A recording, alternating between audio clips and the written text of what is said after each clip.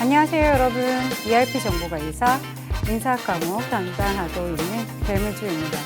자, 이번 시간에는 우리 지난 시간에 인적 자원의 확보에 대해서 우리가 살펴보았어요. 채용 관리부터 모집, 그렇죠? 네, 그러면 이번엔 선발에 대해서 살펴보도록 하겠습니다. 자, 선발 관리가 무엇인가요? 라고 하면 사실 우리 채용 기준이 있을 거고요. 이에 대해 여러분 적합한 사람은 선택하고, 그렇죠? 적합하지 않다면 배제해야 되겠죠. 자, 그런 것을 우리가 무엇이라고 합니까? 네, 우리는 선발이라고 합니다. 자, 그래서 여기 보시면 모집에 응모한 지원자 중에서 채용의 기준과 직무 요건에 적합한 사람은 선택하고 부적합한 사람은 배제하는 과정을 의미합니다. 라고 들어가 있는 모습을 보실 수가 있겠고요. 자, 그럼 선발의 절차가 어떻게 되나요? 자, 예비 면접 있고요. 지원서를 막 검토하겠죠. 자, 검토했어요. 그러면 선발 시험을 또 치를 것이고요. 그럼 그들을 대상으로 면접을 행하게 됩니다. 이렇게 면접을 행하고 나면 신원조회까지 마무리가 되었어요. 그런 다음에 좋은 소식이 오겠죠. 채용, 그죠? 다 되어 갑니다. 라는 것은 바로 신체검사 정보를 받았을 때, 그때 아니었어요, 여러분? 채용검사 해주세요. 신체검사 해주세요. 라고 하면, 여러분 어때요? 아, 난 채용되었구나. 이런 생각을 하시잖아요. 그죠? 맞아요. 이렇게 선발 절차가 마련이 되어 있습니다. 물론 여기서 좀 빠지거나 더 추가적으로 되는 부분도 있겠지만, 이렇게 기본적인 선발 절차를 나열해 볼 수 있겠습니다. 자, 선발 면접의 유형들을 우리가 또 살펴볼 건데요. 스트레스 면접, 그렇죠. 인내심 테스트 들어보셨을 거예요. 그렇죠, 여러분? 여러분 감정 조절이 되게 중요한 그런 직무를 담당해야 되는 사람을 선발하는 것이라고 한다면 스트레스 면접을 좀 활용해 보는 것이죠. 그죠? 그래서 얼마나 그 스트레스 상태에서 감정 조절이 잘 되고 있고 인내심이 어느 정도 되는지 파악해 보기 위해서 공격적으로 좀 압박하는 면접, 압박 면접이라고 예전에 많이 얘기했었는데요. 그런 면접을 우리가 스트레스 면접이라고 이야기합니다. 자, 패널 면접이라고 하는 것은 전문직이나 그죠? 관리직의 선발에 많이 쓰이는 방법 중에 하나인데요. 자, 다수의 면접자들이 앉아 계시고요. 이렇게 한 명의 지원자를 평가하는 방법을 얘기합니다. 그래서 그렇구나. 그래서 포인트를 어디에 드렸죠? 다수의 면접자가 한 명의 지원자를 평가합니다. 라는 거 포인트 주시기 바랄게요. 자, 집단 면접이라고 하는 것은 여러분 각 집단별로 뭐를 주겠다? 특정한 토픽을 주는 거예요. 주제를 주는 거죠. 주제를 주고요. 자유 토론을 할 수 있게 하는 것입니다. 막 토론을 하다 보면요. 여러분 어때요? 리더십이 막 발휘되는 친구도 있고 이 옆에서 굉장히 서포트를 잘해주고 융합이 잘 되게끔 해주는 그런 특성들을 발견하게 됩니다. 그렇게 바라보는 거예요. 그게 바로 여러분 집단 면접이다라는 거죠. 그래서 고급스럽게 이렇게 들어가 있죠. 토론 과정에서 개인적 사회적인 특성들을 관찰하고 볼 수 있다, 평가할 수 있다 이런 말 표현이 들어가 있을 것입니다. 자, 그 다음에 정형적인 면접입니다. 정형적인 면접이라는 것은 직무 명세서를 토대로 하여 이것을 기초로 하여 미리 질문을 어떻게 했다? 만들어 두었다. 그대로 면접을 실행하는 것을 얘기하는 것입니다. 자, 비지시적이다라고 얘기하는 것은요, 무엇이죠? 정해져 있는 것이 아닙니다. 똑같은 것이 아니라 피면접자에 따라서 자유롭게 물어보고 싶은 거, 그렇죠? 물어볼 수 있는 것입니다. 질문을 바꿔서 물어볼 수 있다는 거죠. 이렇게 질문을 행하는 자들은, 그렇죠? 면접자도 어때야 될까요? 고난이도의 그죠? 면접의 기술을 가지고 있어야 할 것입니다. 그래야 적절한 질문을 해가면서 그 개개인의 특성을 알아볼 수 있기 때문이죠. 그죠? 네, 좋습니다. 자, 블라인드 면접입니다. 좀 새롭게 출제되는 내용 중에 하나인데요. 이렇게 블라인드 면접이라고 하는 것은 출신지, 학벌, 그죠? 뭐 성별, 이런 차별을 야기할 수 있는 모든 것들을 블라인드 처리하는 것입니다. 그렇죠? 그래서 모든 항목을 배제하고 능력으로만 평가하겠다라고 할 때 블라인드 면접을 실행을 하죠. 그죠, 여러분? 좋습니다. 이런 유형들을 여러분 잘 알고 계셔야 될 것이고요. 자, 선발의 오류. 네, 어떤 오류가 있을까요? 여러분, 제 1종, 2종 이렇게 나눠 놨는데요. 1종보다, 여러분 1종이 어떤지 볼게요. 1종보다 더 심한 건 2종인데요. 기대가 되실 거예요. 자, 1종 오류는 어떤 것이냐. 자, 채용이 되었어요. 채용이 되었을 경우 만족할 만한 성과가 낼 수 있는데 그 성과를 낼 수 있는 자가 떨어져 버렸어요. 그죠? 마음이 아프죠. 그죠? 그런데 이 종의 오류는 어떤 건지 한번 지금부터 짚어보도록 하겠습니다. 자, 채용이 되었을 때 만족할 만한 성과를 낼 수 없는 지원자가 덜컥 붙어버렸어요. 더 머리가 아픕니다. 그죠? 네, 그러니까 이렇게 면접이나 시험에서 합격해버렸어요. 이거 어떡하죠? 네, 이런 오류를 배제하기 위해서는 이처럼 신뢰성, 타당성, 효율성을 높여줘야지만 그렇죠. 이런 오류를 좀 적게 가져갈 수 있겠죠. 배제할 수 있다라고 얘기할 수 있겠습니다.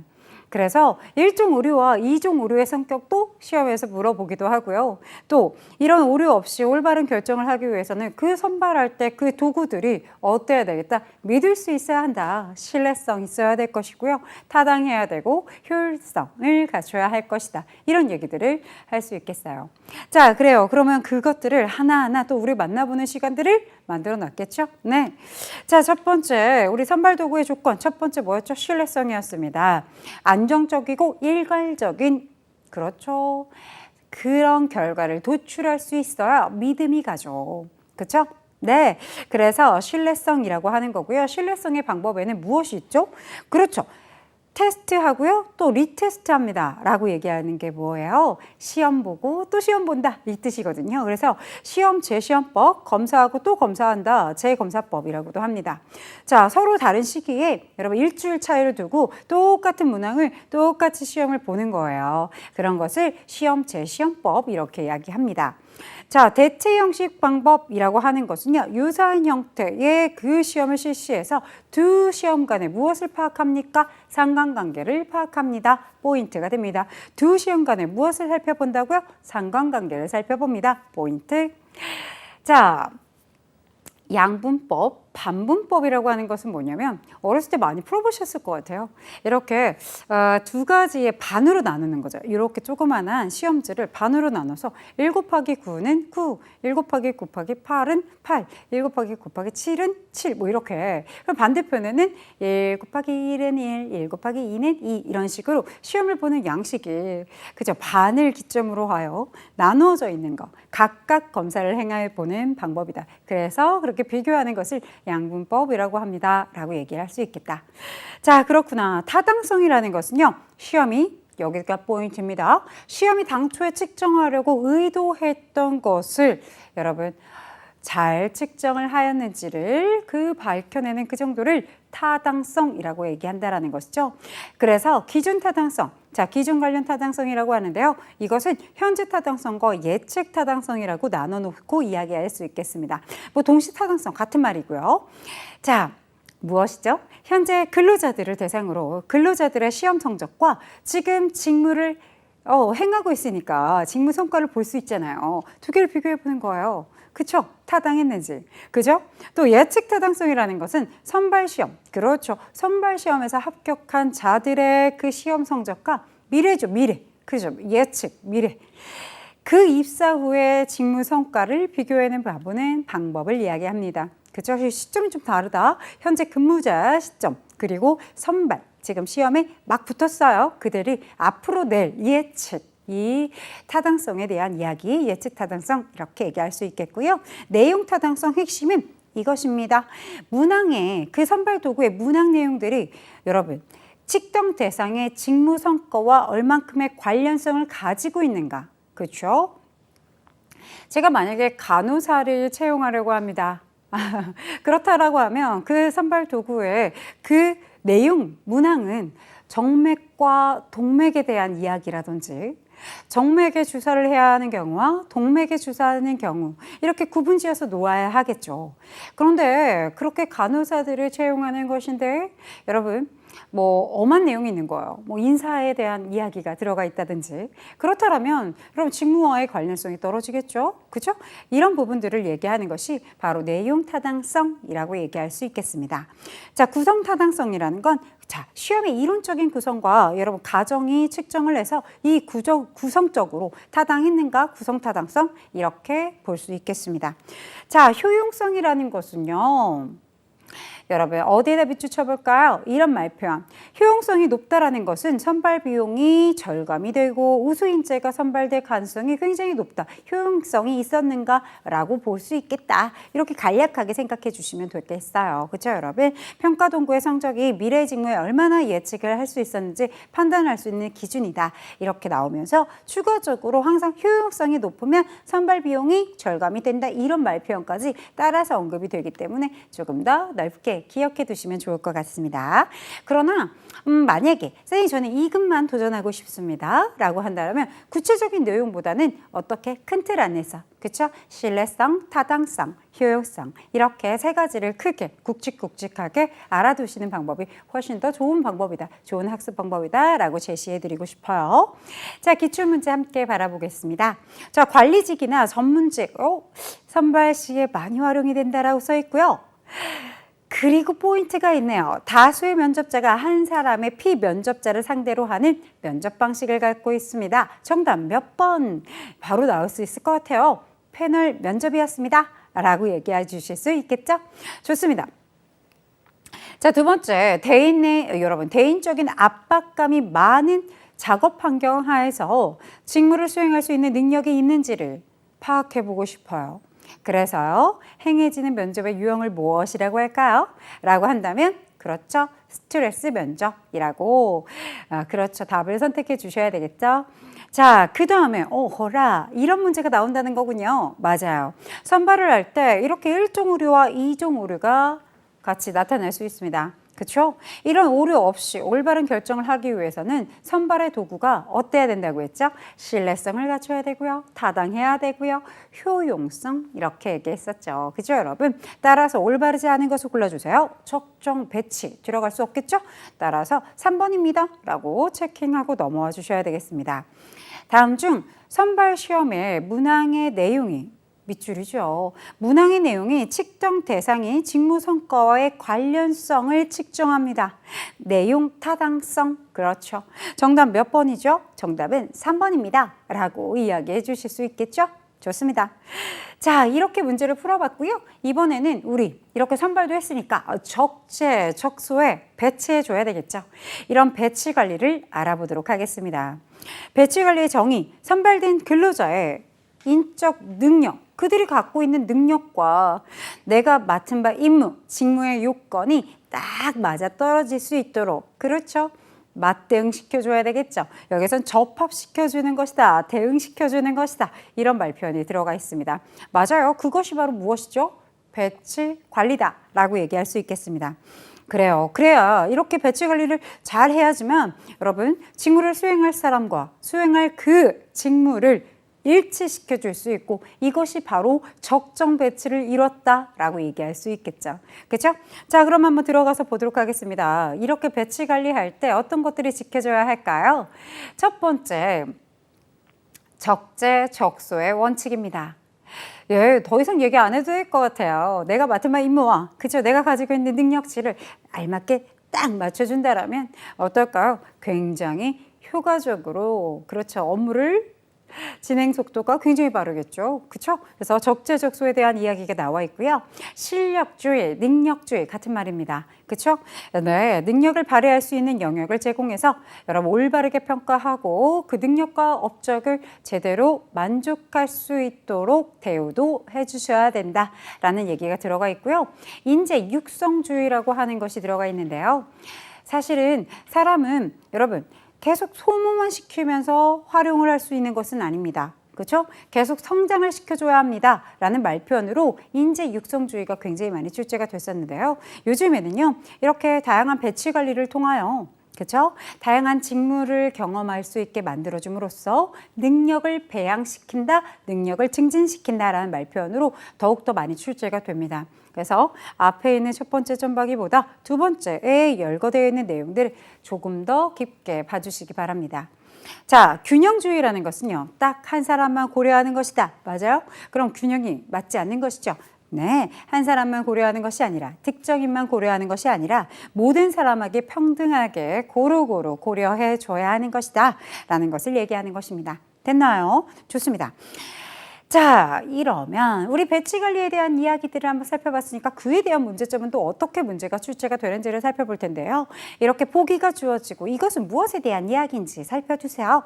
단순히 특정인만 고려할 것이 아니라 그렇죠? 상하, 좌우 모든 사람에 대해서 평등한 적재적소, 직장 전체의 적재적소를 고려해 줘야 되는 것이다. 적재적소가 굉장히 많이 나와서 적재적소 선택하고 싶겠지만 여러분 그것이 아닙니다. 특정한 사람만 고려하는 게 아니다. 모든 사람을 고려해 줘야 하는 것이다.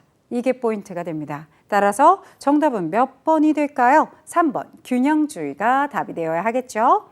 자, 이제 인적 자원의 무엇을 한번 살펴보러 갈까요? 보상과 관련된 이야기를 한번 해볼 건데요.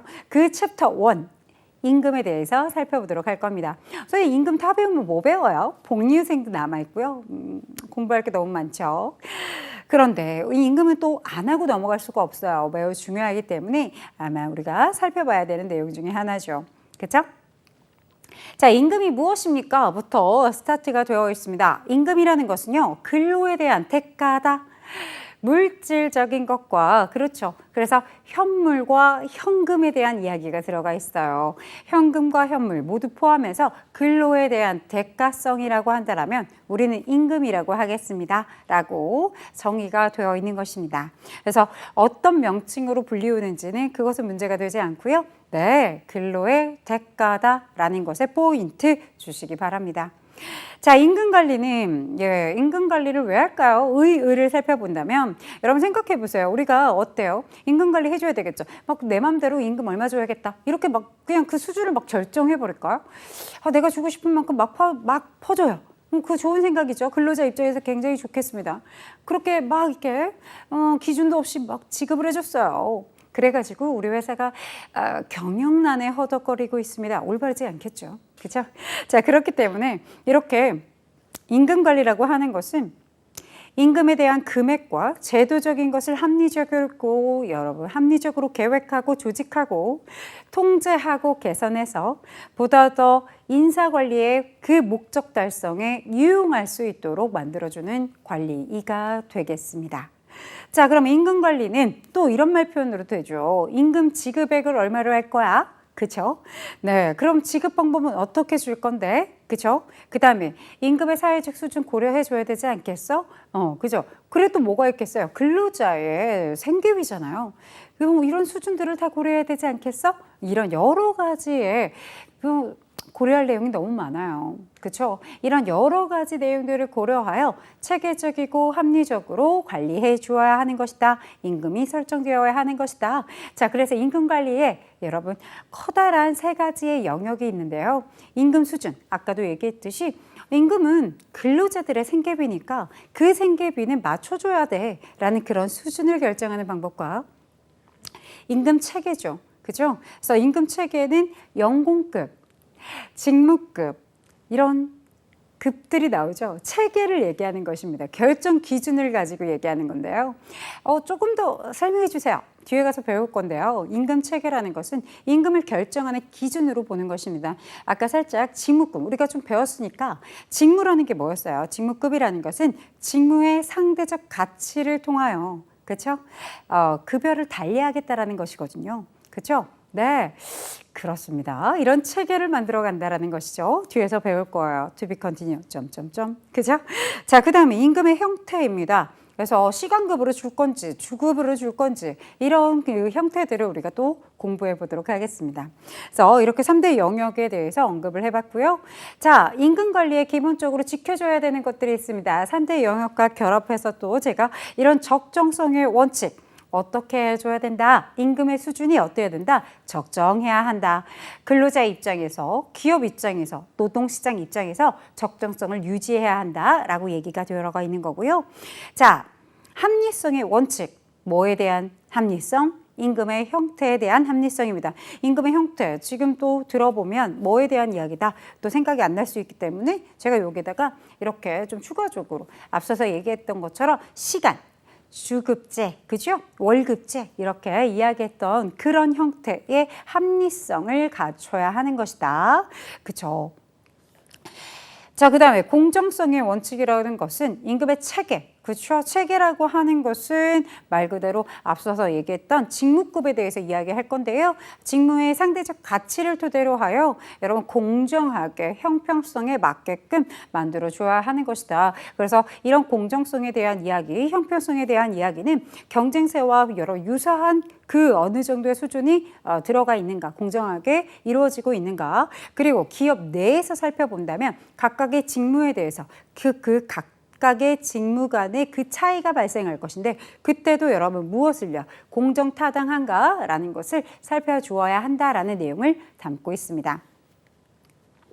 자, 그렇구나. 그렇다면 첫 번째, 임금 수준 관리부터 들어가 보도록 하겠습니다.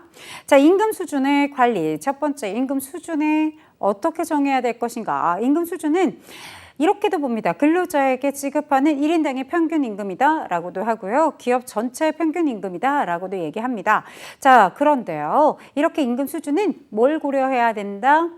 세 가지가 존재합니다. 앞서서도 언급했지만 근로자의 생계비 수준을 고려해야 할 것이고요.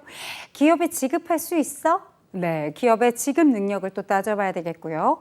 또 무엇? 노동시장의 요인들을 살펴보아야 합니다. 그래서 이제 구체적으로 살펴보도록 할 거예요. 이렇게 임금 수준의 결정 요인으로 세 가지가 존재하고요. 이때 상한선과 하한선이 존재합니다. 여러분, 하한선은요, 근로자의 생계비만큼은 지급해줘야 해 라고 하는 것입니다. 그래서요, 요즘 정부는요, 최저임금 제도라는 걸 활용해서 적어도 이 정도의 최소의 생계를 유지할 수 있도록 보장할 수 있도록 급여를 지급해야 돼 라고 해서 우리 최저임금 제도, 네, 최저임금이 얼마인지 우리 뒤에서도 계속 언급을 할 거니까요. 그 뒤에 가서 또 한번 살펴보도록 하겠습니다. 이처럼 최저임금 제도를 활용해서 최소의 생계를 또 보장을 시켜주고요. 자, 그래야 한다는 이유가 뭘까요? 근로자들한테는요, 그렇죠. 이 소득 자체가 삶을 살아가는 데의 원천이기 때문에 그렇습니다. 그렇죠? 네, 따라서 생계와 결합되어 있기 때문이다 라고 이야기할 수 있겠고요. 조금 더 정형화된 표현은 한번 읽어주세요. 읽어주시면 충분할 것 같습니다. 그래서 근로의 소득의 원천이기 때문에 자신의 삶과 가족의 생계 문제가 해결이 되는 내용이다. 그렇기 때문에 인간적인 삶을 보장하고 노동력을 다시 한번 재생산할 수 있기 때문에 중요도를 갖는다. 이런 얘기가 들어가 있습니다. 자, 상한선 살펴볼까요? 기업의 지급의 능력입니다. 상한선, 그쵸? 많이 주고 싶어요. 다 주고 싶어요? 다 줄 수 있나요? 네, 달라는 대로 다 주면 좋겠지만 그럴 수가 없단 말이죠. 그죠? 나의 능력, 기업 입장에서의 능력을 벗어나게 되면 그것은 경영난을 겪게 합니다. 그렇죠? 네, 그래서 결과적으로 무엇을 기업의 경영을 어렵게 할 수 있는 임금이기 때문에 임금은 내가 지급할 수 있는 그 지급 능력에 따라서 거기까지 그죠? 그 수준을 결정해 줘야 되는 것이다 라고 들어가 있는 것입니다. 그래서 생산성과 수익성 그죠? 비교 분석해 줘야 하는 것이다. 드립다 그냥 달라는 대로 다 줄 수는 없다. 이렇게 생각을 해주시면 좋겠습니다. 자, 노동시장의 요인입니다. 네, 이처럼 여러분 이렇게 상한선과 하한선 사이에서 노동시장의 요인에 따라서 결정이 된다. 어떤 노동시장이 있을까요? 라고 한다면 여러분 타사 무시 못해요. 같은 업종인데 타사는 이만큼 받는데 그런데 우리 회사 너무 적어. 이게 무슨 마음이지? 퇴사하고 싶은 마음이 생각이 드는데 이런 생각이 막 들 거란 말이에요. 그럼 나의 인적 자원 놓칠 수 있어요. 그렇기 때문에 이렇게 노동시장의 요인이 결정 요인에 들어가게 된 것입니다. 그래서 이렇게 타사의 임금 수준 또한 중요하죠. 그 다음에 노동력의 수요와 공급이 되게 또 중요한 포인트가 됩니다. 수요가 많은데 공급을 할 수 있는 인력이 없다라고 한다면 높아질 수 있겠죠. 그렇죠? 그런데 수요는 없는데 공급이 막 넘쳐나요. 그렇다면 그때는 또 임금이 어떨까요? 좀 줄어들게 되겠죠. 이런 형태들을 갖고 있다라는 것입니다. 자, 영향을 미친다라고 이야기할 수 있겠고요. 정부의 규제라든지 노사 간의 임금 교섭 같은 것들을 통해서도 충분히 이런 요인들이 영향을 미친다라고 이야기할 수 있겠습니다. 자, 임금 수준의 조정의 방법에는 어떤 것이 있습니까? 라고 하면 승급과 승격. 승급이라는 것은 여러분 밑줄 한번 쳐볼 건데요. 여러분 많이 임금 곡선, 이 곡선이 이렇게 그려져 있다. 이렇게 표에 곡선이 그려져 있으면 이 곡선 따라 상향 이동하는 거예요. 포인트가 여기에 있습니다. 그죠? 미리 정해진 임금 곡선을 따라서 옮겨가는 거고요. 자, 그래서 이렇게 근속연수나 연령, 직무 수행 능력에 대한 기본급의 증가를 말하게 되는 것이 승급이라고 얘기합니다. 승격이라는 것은요, 직무의 질이 향상된 것이기 때문에 임금 상승과 승진이 같이 함께 이루어지는 것을 얘기합니다. 자, 그러면 베이스업. 자, 왜 제가 승급이라고 할 때 굳이 여러분 보이지도 않지만 이렇게 그래프를 막 그리고 있어요. 왜 그럴까요? 이 승급이라는 것은 곡선상의 상향 이동이지만 그렇죠? 베이스업이라는 것은요. 이 곡선이 이렇게 그려져 있었어요. 그 자체가 점프가 되는 것입니다. 그 곡선 자체가 상향 이동이 되는 것이에요. 네.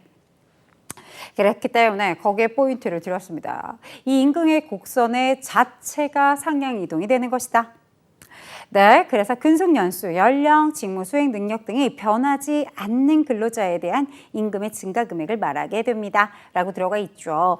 설명의 맨 첫 번째는 항상 임금 곡선 자체적으로 상향 이동했습니다. 라는 말표는 나올 거기 때문에 키워드 잡아주세요. 자, 좋습니다. 최저임금제도 앞서서도 얘기했어요. 그렇죠, 여러분? 근로자들의 생계비와 결합이 되어 있기 때문에 그렇죠? 최저의 생계비를 유지시켜 줘야 되기 때문에 법적으로 보장해주는 그런 제도입니다.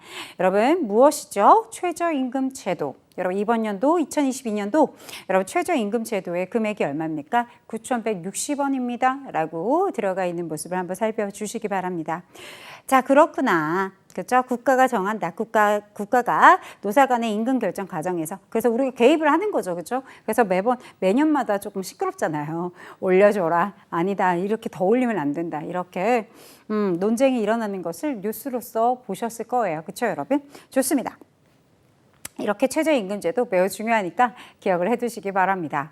여러분, 우리 시험 범위에 그러면 근로기준법상의 임금은 또 무엇인지 그 정의를 나타내시오 라고 하는 내용이 나와요. 앞서서 살펴봤던 내용은 경영학적인 임금에 대한 정의라면 여러분 이 근로기준법상의 임금이 어떻게 기록이 되어 있나요? 똑같습니다. 근로의 대가를 기준으로 근로자에게 임금, 봉급 이런 명칭 불문하고요. 그쵸? 무엇을 주어졌대요? 근로의 대가로서 금품을 지급했다라고 한다면 그것은 임금이라고 보겠습니다. 라고 들어가 있는 것이죠. 자, 임금의 특성입니다. 안 나올 것 같이 생겼지만 취업의 출제가 되고 있어요. 그래서 기업의 특성으로 이런 뭐가 들어가 있어요? 임금이라는 건 하나의 노동력의 대가성이지 않습니까? 따라서 생산의 원가. 그렇죠. 물건을 조물락조물락 만들려면 뭐가 필요해요? 자재도 필요하지만 인력, 이렇게 노동력이 필요할 텐데요. 이 노동력에 대한 대가성이기 때문에 그렇죠? 그래서 생산 원가의 하나의 요소가 됩니다. 라고 이야기를 하고 있고요. 근로자 유치와 여러분 어떻습니까? 유지의 요인이 되기도 하죠. 그죠? 네. 임금이 마음에 들어야 사실 유지가 되잖아요. 여러분. 그죠? 네.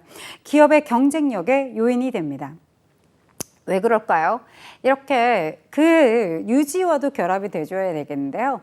이렇게 유능한 그렇죠? 근로자들의 축적이 되어 있다라면 그것이 바로 기업 경쟁력이다 라고 얘기했었죠. 그죠? 네.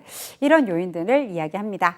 자, 근로자 특성으로 보면요. 사회적인 신분의 상징이 되기도 하고요. 동기부여가 뿜뿜, 그렇죠.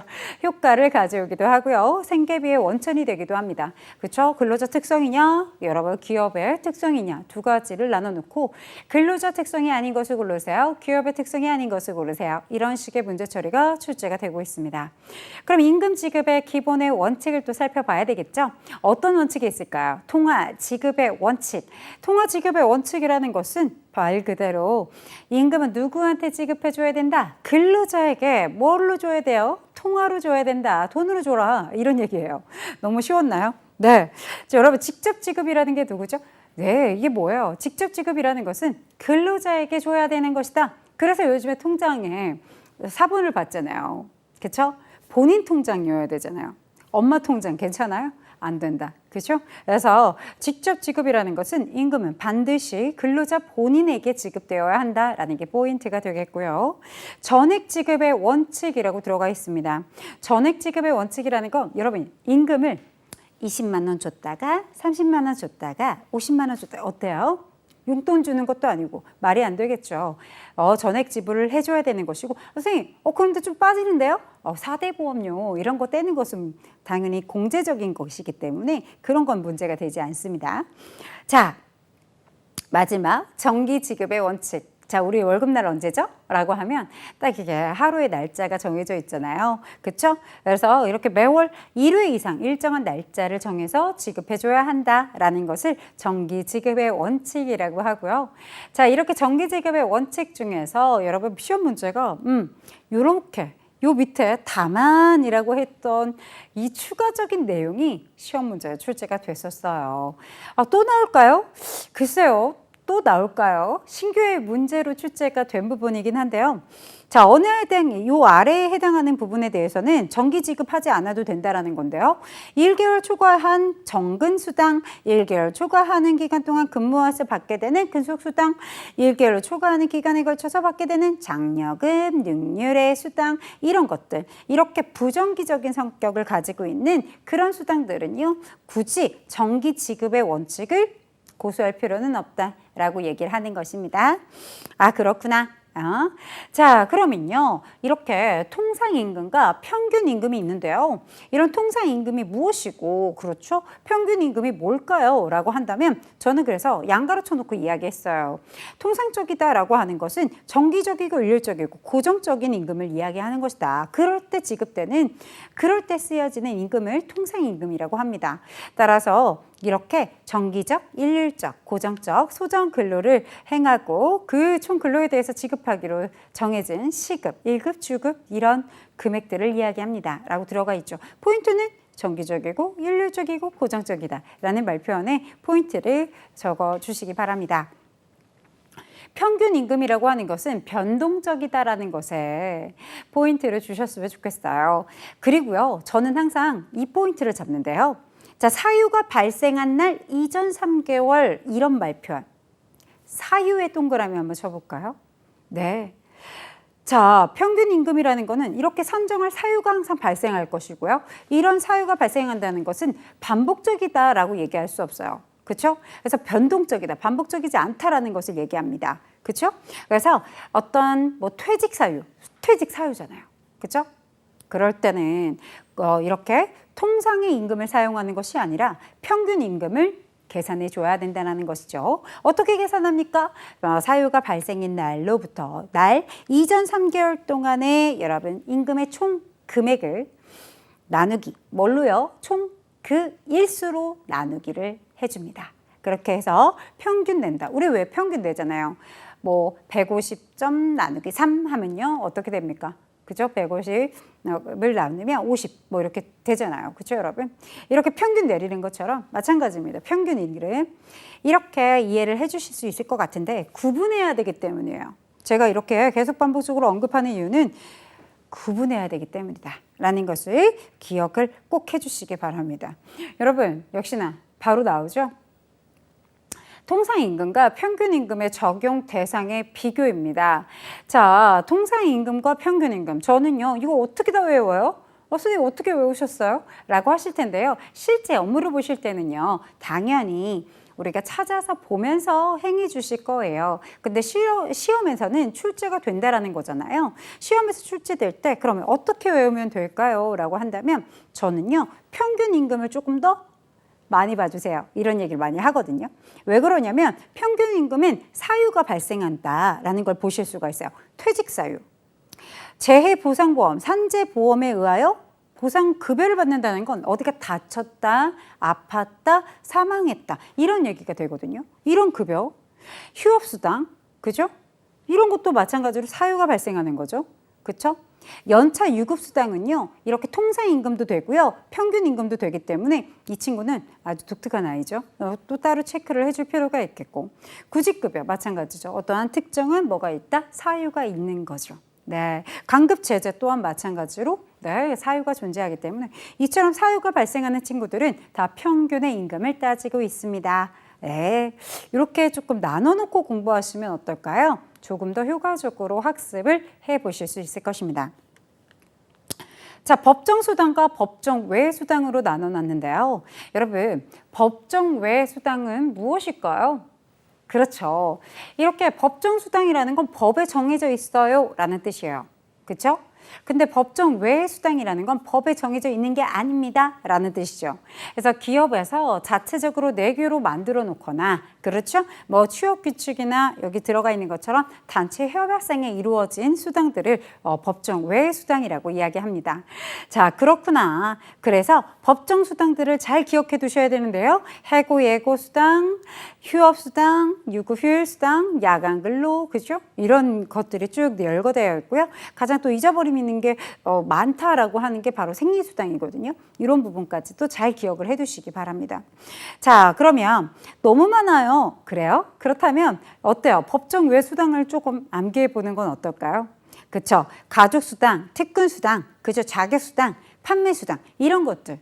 이렇게 기업 자체 내에서 만들어낸 수당들을 이야기한다라고 볼 수 있는 것들을 보시면 되겠습니다. 네. 제가 이렇게 요약을 해놔서 그렇죠. 사실은 법에, 근로기준법에 의해서 하나하나 사실 그 법에 대한 설명이 들어가 있기도 해요. 하지만 그 내용이 그렇게 구체적으로 파고들어서 문제가 출제되는 그런 경향은 사실 아직은 존재하지 않기 때문에 이렇게 법정 외 수당과 법정 수당을 나눠놓을 수 있는가, 평균 임금을 적용해야 되는가, 통상임금을 적용해야 되는가 이런 포커스에 맞춰서 공부를 해주시면 여러분 효과적으로 학습을 해주실 수 있습니다. 이에 따라서 문제 한번 풀어볼까요? 다음 중 임금관리의 구성요소로 적합하지 않은 것을 골라주세요 라고 들어가 있어요. 여러분 임금 수준이 어때야 된다? 적정해야 되고요. 공정해야 되고요. 합리적이어야 되죠. 여러분 내 맘대로 줄게요. 주관성 올바르지 않죠. 그렇죠? 정답은 4번입니다. 이런 문제 또 나왔으면 좋겠어요. 그러니까요. 이런 문제 나오면 보너스 문제인가요? 네, 좋습니다. 꼭 여러분들이 잘 맞춰주실 거라 믿어 의심치 않습니다. 다음 중 기업이 일정 기간 동안에 여러분 종업원에게 지급하는 평균임금, 즉 기업 전체 평균임금으로서 사회의 임금 수준, 근로자의 생계비, 기업의 지급 능력을 고려해서 결정되는 것을 우리는 뭐라 그러죠? 임금 수준의 결정이죠. 그렇죠? 네, 정답 몇 번이죠? 3번입니다. 라고 얘기해 주실 수 있겠죠? 자, 다음 문제. 네. 다음은 근로자의 임금이 일정 이상이어야 하는 제도로서 일정 수준 이하의 임금이 최저한도까지 강제적으로 인상하고 새로운 노동자를 고용하는 경우에 일정한 수준 이하의 임금으로 채용할 수 없게끔 법적으로 강제하고 있어요. 이런 제도, 우리 무슨 제도라고 얘기했었죠? 그렇죠, 여러분. 최저임금 제도라고 얘기했습니다. 4번에 꼭꼭 숨겨져 있었네요. 잘 골라주셨을 것 같고요. 다음 문제로 넘어가 보니까 보기에서 설명하는 것은 무엇인지 살펴주세요 라고 들어가 있네요. 자, 보자마자 답이 나옵니다. 임금 곡선 자체의 상향 이동이다. 자, 이런 곡선 자체가요. 이 자체가 올라간다라고 얘기했어요. 이런 걸 뭐라고 하죠? 베이스업이라고 한다라고 여러분 학습해 주었잖아요. 그죠 여러분? 정답 몇 번? 3번입니다. 이렇게 대답해 주실 수 있겠죠? 좋습니다. 자, 임금의 특성 중 기업의 특성, 그렇죠. 근로자의 특성과 기업의 특성으로 나뉘었었는데요. 이 기업의 특성에 해당하지 않는 것을 골라주세요. 자, 여러분, 기업 입장에서 임금이라는 것은 생산 원가의 요소이기도 하고요. 근로자 유지와 여러분 유치의 요인이기도 하고요. 기업 경쟁력의 요인이기도 했죠. 그죠? 자, 사회적 신분의 상징을 나타낸다라는 것은 근로자적인 입장이죠. 자, 따라서 정답 몇 번? 4번입니다. 라고 대답해 주실 수 있겠죠? 좋습니다. 자, 임금에 대한 설명입니다. 적합하지 않은 것을 골라주세요. 라고 들어가 있어요. 자, 근로기준법은 임금을 통상임금과 평균임금으로 나누고 이렇게 연장근로, 야간, 휴일근로수당, 가산임금 등 법정 수당과 보상금의 산정함에 있어서 통상임금과 평균임금 둘 중에 하나를 적용하고 있습니다. 올바르게 이야기하고 있고요. 통상임금은 정률적, 여러분 고정적, 일률적 이런 말표현 들어가 있네요. 딩동댕 맞는 이야기. 평균임금이라고 하는 것은 밑줄 사유가 발생한 날 이전 3개월 동안이라는 말표현 들어가 있어요. 아주 올바른 이야기를 하고 있고요. 통상임금은 여러분 이렇지 않았어요. 퇴직급여, 휴업수당, 연차 유급수당 여러분 뭐가 들어가 있죠?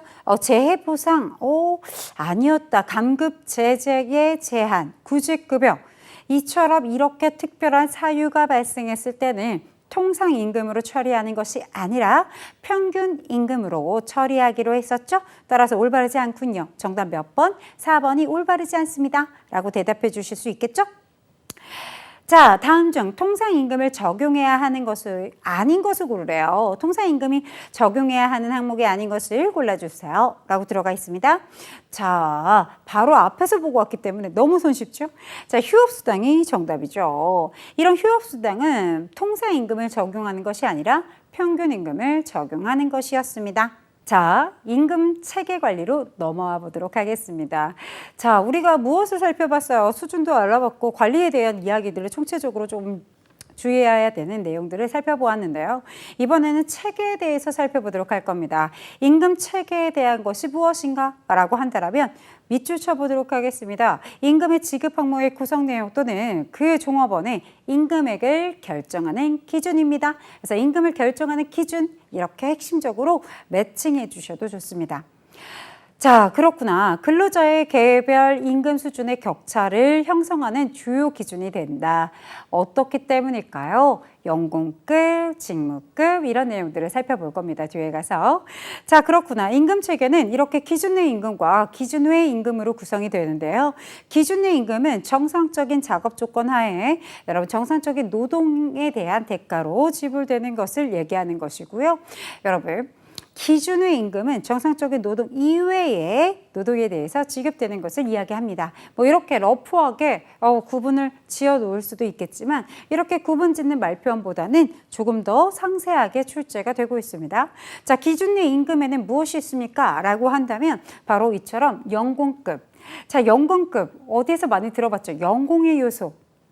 그렇죠. 학력이라든지 나이라든지 그죠? 네, 그 다음에 무엇이죠? 근속연수. 그렇죠. 그래서 이렇게 필요가치 기준이라는 것을 무엇으로 보겠다? 연공의 요소로 보겠다. 네. 그래서 개개인들의 학력이라든지, 그죠? 연령이라든지 근속연수에 따라서 임금을 결정하겠습니다. 라고 하는 게 포인트가 되겠습니다. 자, 연공급의 장단점으로 살펴보자면 장점은 생활 보장에 있어서 여러분 이 기업에 대한 귀속력이 엄청 강해요. 그렇죠? 왜 그럴까요? 왜냐하면 사실 연공급을 생각해 보세요. 근속 연수가 쌓이면 쌓일수록 임금이 높아진단 말이에요. 그렇죠? 애사심이 생길 것 같지 않나요? 그렇죠? 그러니까 내가 한번 이렇게 그렇죠. 이 회사에 내가 머무르면 근속연수가 쌓일수록 내 급여도 늘어나. 그렇다면 일을 열심히 하고 싶고, 그죠? 애사심이 생기고 귀속되는 그 기업에 귀속되는 그런 마음이 더 커진다라는 얘기가 됩니다. 그래서 그런 부분들은 장점으로 꼽히지만, 그렇죠? 네, 단점도 존재합니다. 같은 일을 했는데, 그렇죠? 같은 일을 했는데 동일한 임금을 지급할 수가 없어요. 왜요? 근속연수가 다르거든요. 아니면 또는 학벌이 다르거든요. 어때요? 되게 단점으로 꼽혀지는 내용 중에 대표 주자입니다. 자, 그래서 장단점을 이렇게 두 가지를 비교할 필요가 있겠는데요.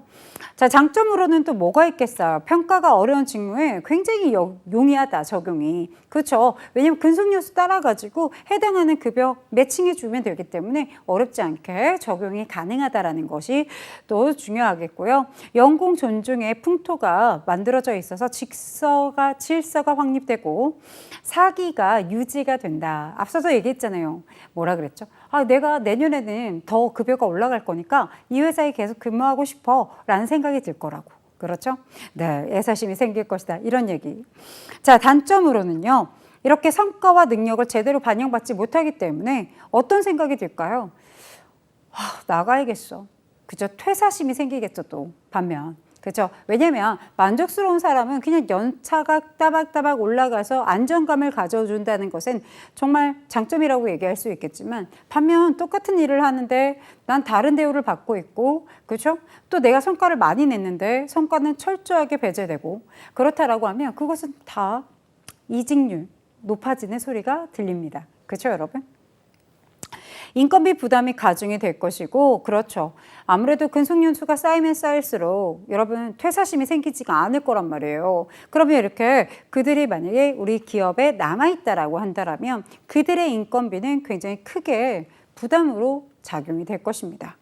자, 이런 게 연공급이었고요. 직무급이라고 하는 것은 여러분 무엇을 직무 가치를 따지는데 어떤 상대적 가치를 따집니다. 직무의 상대적 가치를 따져서 여러분 그 결과에 따라서 임금을 결정하겠습니다. 핵심 포인트가 되겠습니다. 물론 양가르쳐 놓고 또 이 얘기가 들어가 있죠. 직무 분석이라든지 직무 평가가 먼저 선행되어야 한다. 당연한 거겠죠. 그래야 직무급을 산정할 수 있죠. 그죠? 그렇게 해야 체계를 만들 수가 있는 거예요. 자, 장점과 단점을 한번 살펴볼 텐데요. 장점으로는 동일한 노동을 하였다라면 동일한 임금을 지급할 수 있습니다. 그렇죠. 그래서 이제 공평하다는 얘기를 할 수가 있겠고요.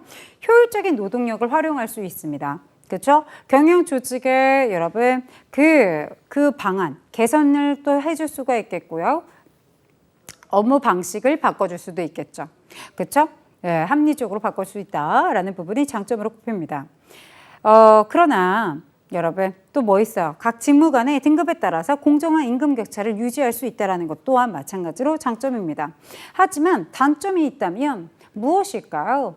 자, 그 상대적 가치를 판단하는 것이 주관적인 요소가 들어갈 수 있다는 것이죠. 그렇죠? 그래서 주관적인 직무평가가 이루어질 수 있겠고 그로 인해서 적정의 배치가 어려워질 수 있겠고 그죠? 절차가 되게 복잡해요. 앞에서도 얘기했지만 직무 분석부터 시작해서 평가가 다 선행된 다음에 그렇죠? 네, 그럼 절차가 복잡하고 이 직무 수행의 유연성이 떨어진다라는 말표현이 들어가게 됩니다. 또 앞서서 우리나라는 연공주의가 좀 팽배했어요. 근속연수에 따라서 알아서 직급도 올라가고 그에 따라서 임금도 올라가는 이런 형태를 많이 구축하고 있었습니다. 그런데요, 이렇게 갑자기 직무의 상대적 가치를 따라서 임금을 결정하겠습니다. 라고 하니 어때요? 반발 심리가 커질 수 있겠죠. 그렇죠. 그래서 학력, 연공의 그 주의를 풍토를 가지고 있다라고 한다면 저항성이 거세질 것이다. 라는 것을 단점으로 볼 수 있겠습니다. 직능급입니다. 직무 수행 능력을 기준으로 뭐 해주겠다? 등급을 만들어주겠다라는 것인데요. 여러분 직무급과 연공급의 절충 아니다. 라는 것에 체크 포인트를 해주시기 바랍니다. 자, 그래서 사실 직무급이 완전체로 여러분 들어오기가 어려우니까 당연히 거기에 무엇을 섞은 거죠? 네. 연공의 요소를 섞어서 만들어진 것을 바로 우리가 직능급입니다 라고 얘기할 것이고요. 하나 더 밑줄을 쳐드린다면 이렇게 직무 내용과 직무 수행 능력에 따라서 임금을 결정하는 직능에 따라 계급을 정할 것이고 여기에 연공적인 요소까지 가미해서 호봉을 책정을 하게 되는 것입니다. 이런 걸 우리가 직능급이라고 합니다. 장단점이라고 한다면 능력에 따라서 임금이 결정이 되기 때문에 근로자 입장에서 만족감을 가져올 거라는 거죠. 불만이 해소될 것이다. 자, 인재 확보와 근로자의 능력 개발에 유리함을 가져오게 될 것이고요. 종업원의 자기 개발에 여러분 어때요? 의지가 향상되죠. 그죠? 욕구를 충족시켜주게 되기 때문에 의욕이 막 샘솟을 거예요. 그렇죠? 왜요? 해당하는 직무에 따라서 나는 뭐예요? 우리 그 능력에 따라서 또 결정을 받을 수가 있다라는 게 되었기 때문에 여러분 그 개발의 욕구가 향상될 것이다. 많이 객관식에 언급이 되는 내용입니다. 자, 직무의 다양성의 실현으로 이직률이 감소될 것이고 동기부여 또 언급되고 있습니다. 계속. 그죠? 단점으로는요. 직능에 대해 파악이 굉장히 어렵다라는 거예요. 그렇죠?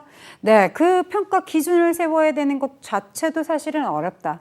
그리고 되게 공정하게 만들어줘야 되잖아요. 그 자체가 굉장히 어려운 거거든요. 그래서 그런 부분들이 어려움으로 남아있다. 단점으로 남아있는 거고요.